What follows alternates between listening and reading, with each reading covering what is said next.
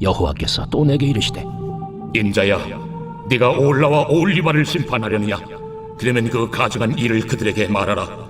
그들이 행음하였으며 피를 손에 묻혔으며 또 그 우상과 행음하며 내게 낳아준 자식들을 우상을 위하여 화제로 살랐으며 이 외에도 그들이 내게 행한 것이 있나니 당일에 내 성소를 더럽히며 내 안식일을 범하였도다. 그들이 자녀를 죽여 그 우상에게 드린 그날에 내 성소에 들어와서 더럽혔으되 그들이 내 성전 가운데서 그렇게 행하였으며 또 사제를 먼 곳에 보내 사람을 불러오게 하고 그들이 오매 그들을 위하여 모욕하며 눈썹을 그리며 스스로 단장하고 화려한 자리에 앉아 앞에 상을 차리고 내 향과 기름을 그 위에 놓고 그 무리와 편히 짓거리고 즐겼으며 또 광야에서 잡류와 술 취한 사람을 청하여 오매 그들이 팔찌를 그 손목에 끼우고 아름다운 관을 그 머리에 씌웠도다. 내가 음행으로 쇠한 여인을 가리켜 말하노라. 그가 그래도 그들과 피차 행음하는도다.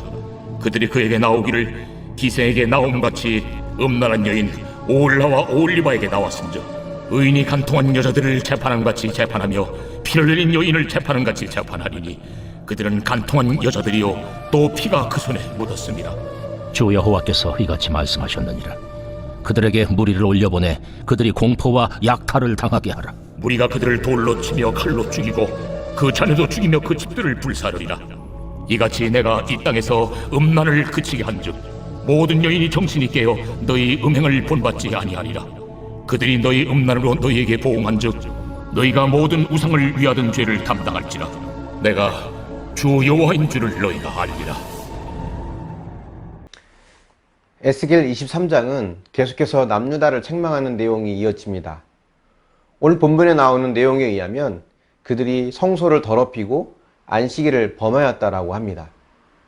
하나님은 그들이 자녀를 우상에게 드린 그날에 하나님의 성소에 들어와서 더럽혔다라고 하는데요. 자녀를 우상에게 바치는 행위는 하나님께서 아주 싫어하시는 우상 숭배입니다. 성경을 보면 아주 극심한 우상 숭배를 이야기할 때 자녀를 우상에게 불태워 바치는 행위를 말씀하십니다.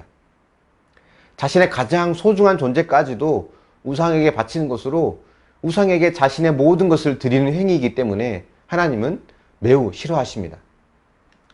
그렇게 하나님께서 싫어하시는 일을 행하고도 그들은 안식일에 성소에 들어와서 하나님을 예배합니다. 이 모습이 무엇을 의미할까요? 그들에게 안식일과 성소는 하나님을 위해서 있는 것이 아니라 자신의 종교 행위를 위해서 있는 것을 뜻합니다. 오늘날의 이야기로 이렇게 비유할 수 있을 것 같습니다.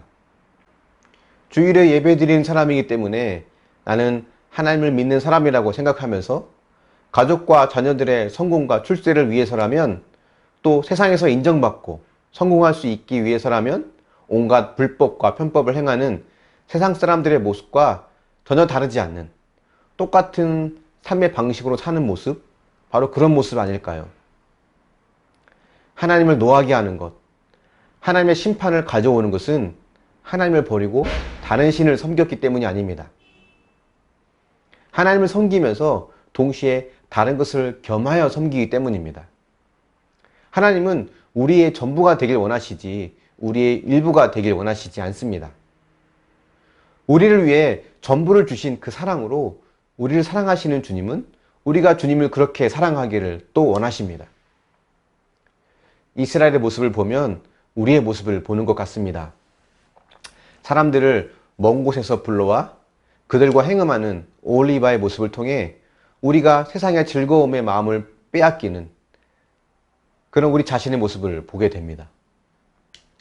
하나님은 이런 음행하는 오홀리바에게 어떤 심판을 주신다고 하십니까?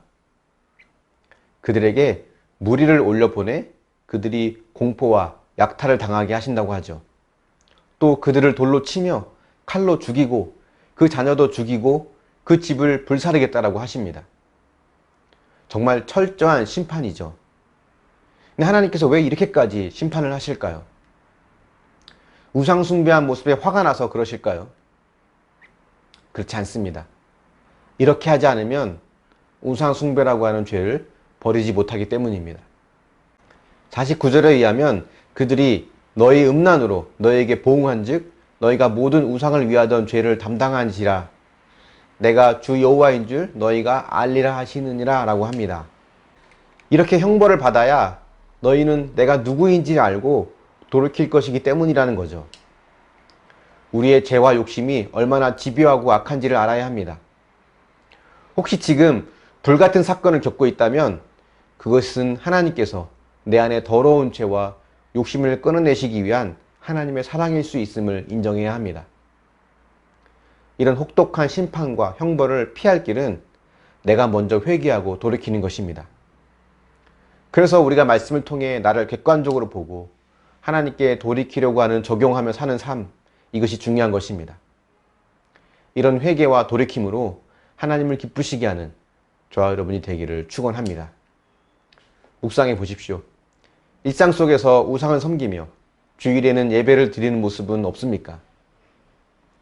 지금 당하는 사건이 나를 돌이키시려는 하나님의 사랑임이 인정되십니까? 하나님은 그 사건을 통해 어떤 나의 죄와 욕심을 버리기 원하신다고 생각하십니까? 기도하겠습니다. 사랑의 하나님, 남유다가 우상을 숭배하면서 또한 안식일과 또 예배를 드리는 이 모습을 보며 하나님, 예배를 드리며 살아가는 기독교인이지만 세상에서는 세상 사람과 다르지 않은 모습으로 살아가는 우리의 모습을 또한 보게 됩니다.